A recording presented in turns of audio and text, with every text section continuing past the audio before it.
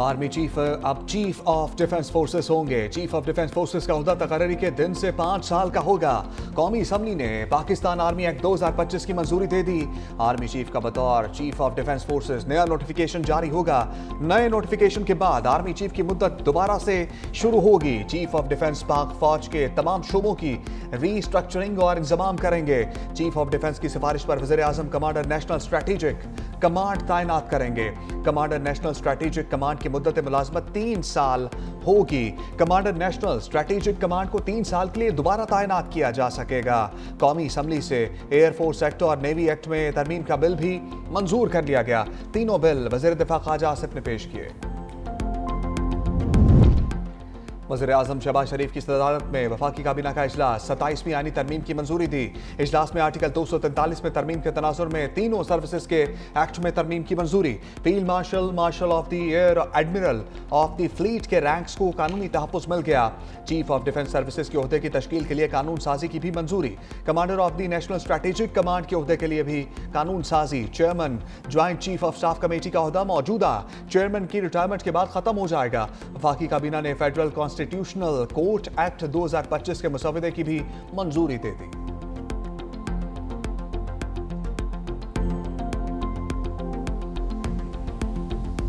27वीं आईनी तरमीम इजाफी शिकों के साथ सेनेट से भी मंजूर।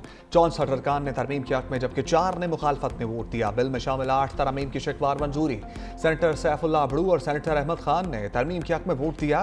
PTI अरकान ने वॉकआउट किया। वफाकी वज़ीर कानून आज़म नज़ीर ताड़र ने तहरीक पेश करते हुए कहा कि आईनी तरमीम में कुछ वजाहतें ज़रूरी थीं। आर्टिकल 6 में तरमीम की गई। 18वीं तरमीम में कहा गया था कोई अदालत मार्शल लॉ की तौसीक नहीं करेगी। वफाकी आईनी अदालत को भी शिक में शामिल किया गया है। चीफ जस्टिस ऑफ पाकिस्तान की पोजीशन को वाज़ेह किया गया है। आइंदा सुप्रीम कोर्ट आईनी अदालत के चीफ जस्टिस से सीनियर चीफ जस्टिस पाकिस्तान होंगे। दूसरी जानिब सदर मुमलिकत आसिफ अली जरदारी ने दस्तखत कर दिए। 27वीं आईनी तरमीम आइन का हिस्सा बन गई। 27वीं आईनी तरमीम पार्लियामेंट के दोनों ऐवान से मंजूर हो चुकी।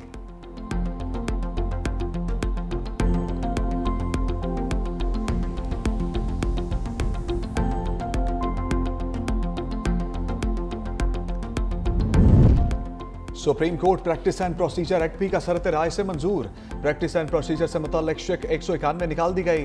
बेंच बनाने का अख्तियार चीफ जस्टिस की सरबराही में 3 रुकनी कमेटी को दिया गया। कमेटी में चीफ जस्टिस सुप्रीम कोर्ट के अलावा सीनियर तरीन जज भी शामिल होंगे।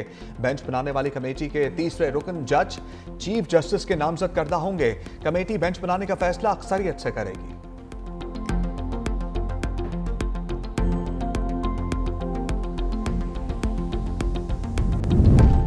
27वीं आईनी तरमीम में आला अदलिया को टुकड़े टुकड़े कर दिया। सुप्रीम कोर्ट के 2 सीनियर जजों जस्टिस मंसूर अली शाह और जस्टिस अतर मिनुल्लाह ने इस्तीफा दे दिया। दोनों जजेस ने सुप्रीम कोर्ट में अपने चैम्बर्स खाली कर दिए। जस्टिस मंसूर अली शाह 13 सफ़ात पर मुश्तमिल इस्तीफे में कहा 27वीं आईनी तरमीम पाकिस्तान पर संगीन हमला है। अदलिया को हुकूमत के मातहत बना दिया गया। आईनी जमहूरियत की रूह पर कारी ज़रब लगी। इंसाफ आम आदमी से दूर और ताकत के सामने बेबस हो गया। इस तरह की तब्दीलियां ज्यादा देर साबित नहीं रह सकती।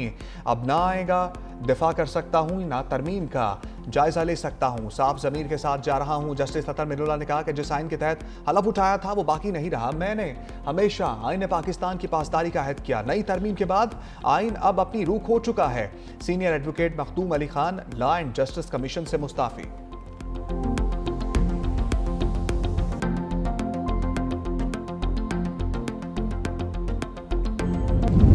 अभी तो शुरुआत है, मजीद इस्तीफे भी आएंगे। चाय की प्याली में तूफान लाने की कोशिश नाकाम हो गई।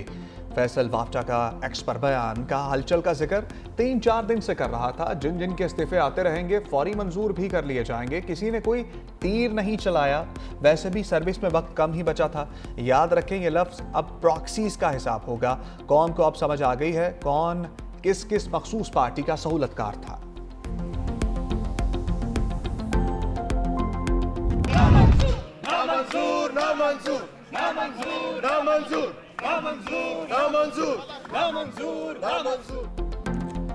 27वीं तरमीम की मंजूरी के दौरान अपोजिशन अरकान डेस्क बजाकर एहतजाज करते रहे, शोर शराबा किया।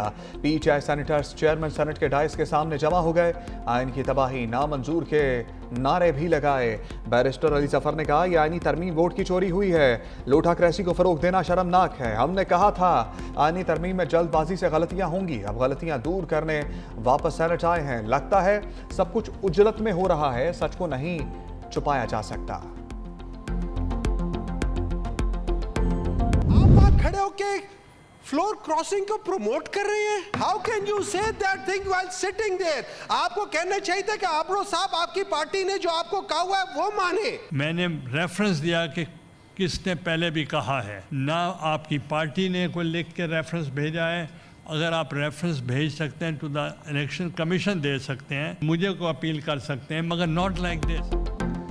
पीटीआई रहनुमा सेनेटर हुमायूं अहमद का चेयरमैन सेनेट पर फ्लोर क्रॉसिंग की हौसला अफजाई का इल्जाम। कहा, सैफुल्लाह अबड़ू ने पार्टी पॉलिसी के खिलाफ वोट दिया, चेयरमैन सेनेट को एक्शन लेना चाहिए था। चेयरमैन सेनेट ने कहा, मेरे पास अभी तक किसी रुकन का तहरीरी इस्तीफा नहीं आया। चेयरमैन सेनेट यूसुफ रजा गिलानी बोले, पार्टी फ्लोर क्रॉसिंग पर इलेक्शन कमीशन को रेफरेंस भेज सकती है, जुबानी इस्तीफा देने से कोई मुस्ताफी नहीं होगा।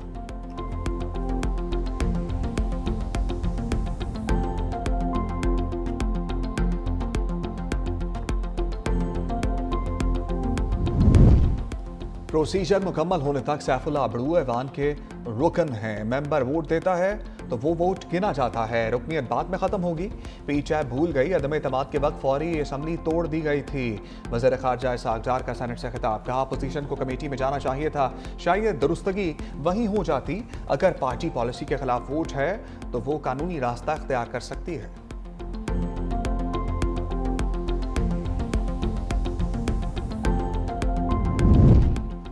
वफाकी आईनी अदालत के पहले चीफ जस्टिस की हलफ बर्दारी कल होने का इम्कान। मौजूदा आईनी बेंच के सरबराह जस्टिस अमीनुद्दीन ओहदे के लिए फेवरेट। तरमीम के गजट नोटिफिकेशन के बाद तैनाती वज़ीर आज़म करेंगे। जस्टिस याहिया अफरीदी ने जस्टिस अमीनुद्दीन के एजाज में इशाइया रख लिया। इशाइया कल चीफ जस्टिस हाउस में होगा।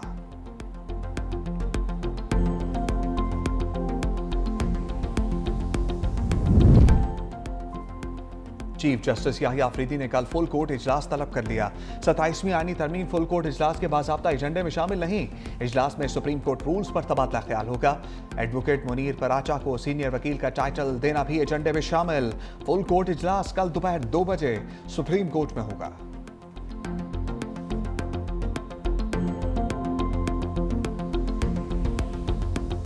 प्लेयर्स ने बहादुरी के साथ ये फैसला किया, यहाँ रहने के लिए उनको बहुत ज़्यादा कंसर्न थे, लेकिन हमने कोशिश की कि वो सारे के सारे कंसर्न दूर करें। हमारे फील्ड मार्शल ने खुद उनके डिफेंस सेक्रेटरी से बात की और उनको कन्विंस किया और पूरा शोर कराया सिक्योरिटी के लिए। और जिस तरह वो हमारे स्टेट गेस्ट हैं, उनको हम उसी तरह का प्रोटोकॉल दे रहे हैं, उसी तरह की सिक्योरिटी दे रहे हैं। फील्ड मार्शल ने श्रीलंकन वज़ीर दिफा को फोन किया, श्रीलंकन टीम की सिक्योरिटी की यकीन दहानी कराई। वज़ीर दाखिला मोहसिन नकवी का कौमी असम्बली में इंकशाफ। कहा, श्रीलंकन सदर ने भी अपनी क्रिकेट टीम से बात की, श्रीलंकन टीम के तमाम खदशात दूर किए। तमाम मैचेस रावलपिंडी में ही खेले जाएंगे। श्रीलंकन टीम को स्टेट गेस्ट का प्रोटोकॉल और सिक्योरिटी दे रहे हैं। अफगानिस्तान से लोग यहाँ आकर हमले कर रहे हैं, गैर कानूनी मुकीम अफगान मुहाजिरीन को निकालना जरूरी है। सेनेट में श्रीलंका की टीम को खराज तहसीन पेश करने की तारीफी करारदाद पेश। करारदाद आजम नजीर ताड़र ने पेश की।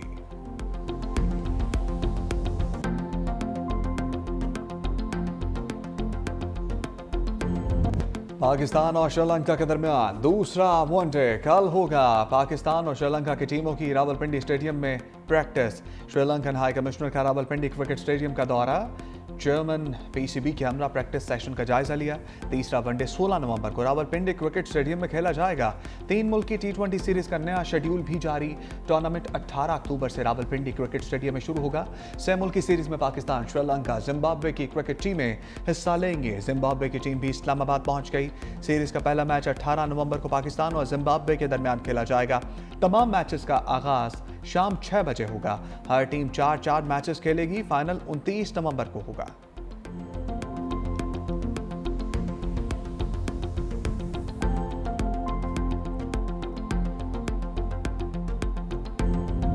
वाना कैडेट कॉलेज पर हमला करने वाले तमाम दहशतगर्द अफगान शहरी निकले। मनसूबाबंदी अफगानिस्तान में की गई। हमले का हातमी हुक्म खारजी नूर वली महसूद ने दिया। सिक्योरिटी जराये के मुताबिक दहशतगर्द पूरी कार्रवाई के दौरान अफगानिस्तान से मिलने वाली हदायत पर अमल पैरा थे। हमले की मनसूबाबंदी खारजी जाहिद ने की। खारजी नूर वली महसूद के हुक्म पर हमले की जिम्मेदारी जैश अल हिंद के नाम से कबूल की। खारजी नूर वली फतनल खवारिज से जिम्मेदारी हटाना चाहता था, इसीलिए हमले के दौरान बनाई गई वीडियो में खारजी बार बार उर्दू में बात करते रहे। जैश अल हिंद का नाम लेता रहा। हमले में तमाम साजो सामान अफगानिस्तान से फराम किया गया, जिसमें अमरीकी साख्ता हथियार भी शामिल थे। हमले का मकसद पाकिस्तान में सिक्योरिटी खर्चात बढ़ाना था, जो कि भारतीय एजेंसी रॉ की डिमांड थी। हमले में मारे गए अफगान दहशतगर्दों की शिनाख्त ने तमाम शकूक व शुबहात खत्म कर दिए।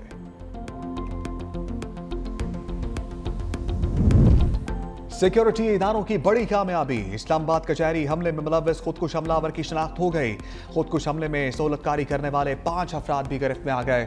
सिक्योरिटी जराये के मुताबिक खुदकुश हमलावर का ताल्लुक अफगानिस्तान से था। एक सहूलतकार का ताल्लुक बाजोड़ से निकला। सहूलतकार की निशानदही सर्च ऑपरेशन के दौरान हुई। हमले में मदद देने वाले 5 अफराद को रावलपिंडी और इस्लामाबाद के मुख्तलिफ इलाकों से हिरासत में लिया गया। किस सहूलतकार ने हमलावर को क्या क्या मदद की, उसका तयन हो रहा है। पुलिस के मुताबिक खुदकुश हमलावर गोलड़ा से पहले एक ऑनलाइन राइडर के जरिए 26 नंबर चुंगी से आया था। गोलड़ा से कचहरी तक हमलावर ने मास्क पहने रखा।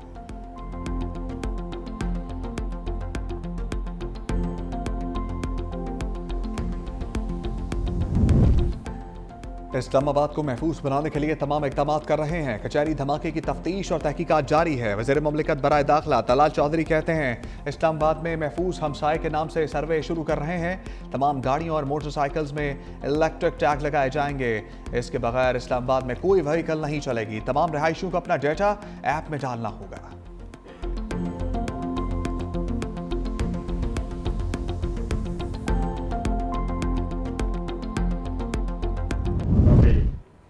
कैडेट कॉलेज में जो है जिस तरह दहशतगर्दों ने हमला किया, बच्चों को जो है पाक फौज ने रेस्क्यू किया।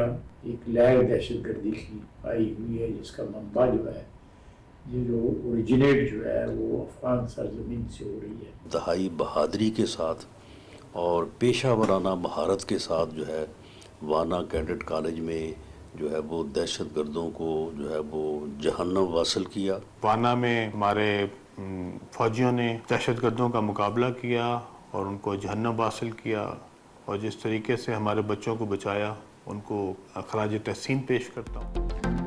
वाना कैडेट कॉलेज के तलबा को रेस्क्यू करने पर वफाकी काबीना के अरकान का सिक्योरिटी फोर्सेस को खराज तहसीन।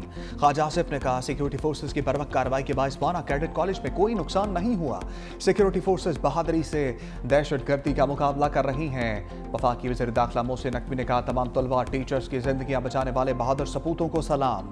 बरवक्त कार्रवाई पर पाक फौज के ऑपरेशनल कमांडर और पूरी टीम को मुबारकबाद देता हूँ।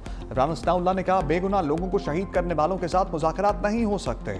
वाना में हमारे बहादुर जवानों ने पेशा बनाना महारत का मुजाहरा किया। राना तनवीर का भी वाना कैडेट कॉलेज पर हमला नाकाम बनाने पर सिक्योरिटी फोर्सेस को खराज तहसीन।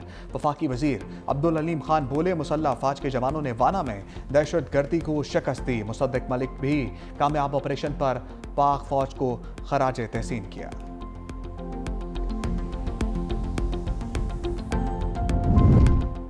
खुद कुछ धमाके के बाद फेडरल जुडिशल कम्प्लेक्स खोल दिया गया।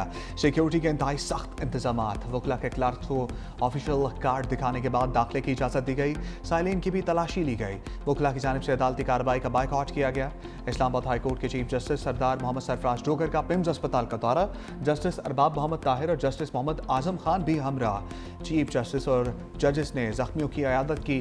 इस्लामाबाद हाई कोर्ट के चीफ जस्टिस और जजेस मरहूम जुबैर असलम घुम्मन के घर भी गए। जस्टिस अरबाब मोहम्मद ताहिर, जस्टिस राजा इनाम अमीन मिनहास, जस्टिस मोहम्मद आसिफ खान और वकला रहनुमाओं की अहल खाना से ताज़ियत।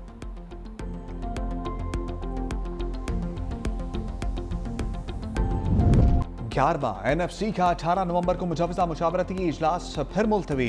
नेशनल फाइनेंस कमीशन इजलास के लिए हतमी तारीख पर इत्तफाक राय ना हो सका। वफाकी हुकूमत ने इजलास के लिए सूबों से दूसरी बार राय मांगी थी। नेशनल फाइनेंस कमीशन इजलास के लिए नई तारीख का तयन बाद में किया जाएगा। इससे पहले 29 अगस्त और फिर 10 नवंबर की तारीख तजवीज़ की गई थी। मुल्क में सैलाब के बायस इजलास सिंध हुकूमत की दरख्वास्त पर मुलतवी किया गया था।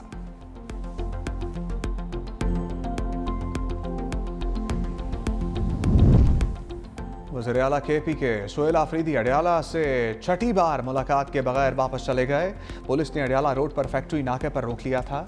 वज़ीर आला खैबर पख्तूनख्वा समेत किसी रहनुमा को मुलाकात की इजाज़त नहीं मिली।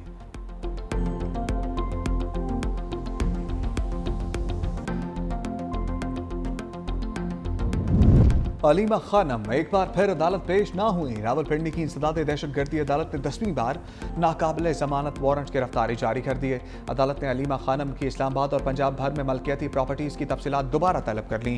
बैंक अकाउंट्स मुंजमद ना करने पर 2 बैंक मैनेजर्स को शोकास नोटिस जारी कर दिया। अदालत का अलीमा खानम को गिरफ्तार करके 17 नवंबर को पेश करने का हुक्म।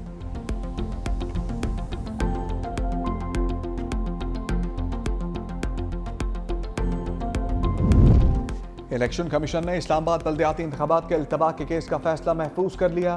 Chief election commissioner Sikandar Sultan बाजा ने वाज़ेह किया, अब इंतखाबी तारीख का ऐलान कमीशन करेगा और इस पर अमल दरामद लाजमी होगा। इलेक्शन कमीशन के स्पेशल सेक्रेटरी जफर इकबाल ने कहा, इंतखाबात मुलतवी होने की वजह यूनियन कौंसल्स की तादाद में इजाफा और मखसूस नशस्तें थीं, ताहम तमाम इंतजाम अब मुकम्मल कर लिए गए हैं। चीफ इलेक्शन कमिश्नर ने मजीद कहा कि 3 सूबों में इंतखाबात हो चुके हैं और पंजाब में भी जल्द इंतखाबात होंगे। हर बार इंतखाबात मुलतवी करना नाकाबिले कबूल है।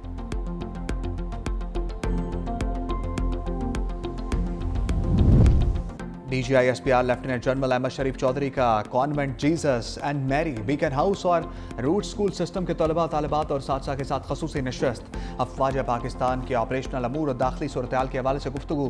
तलबा और साथी ने कहा, हमें अपनी मुसल्लह अफवाज पर फ़ख्र है जो पाकिस्तानी अवाम के लिए हम अब वक्त अपनी जानें कुर्बान करने के लिए तैयार हैं। DGI SPR ने हमें हक़ाइक़ को दुरुस्त नुक्ता नज़र से देखने की तलकीन की।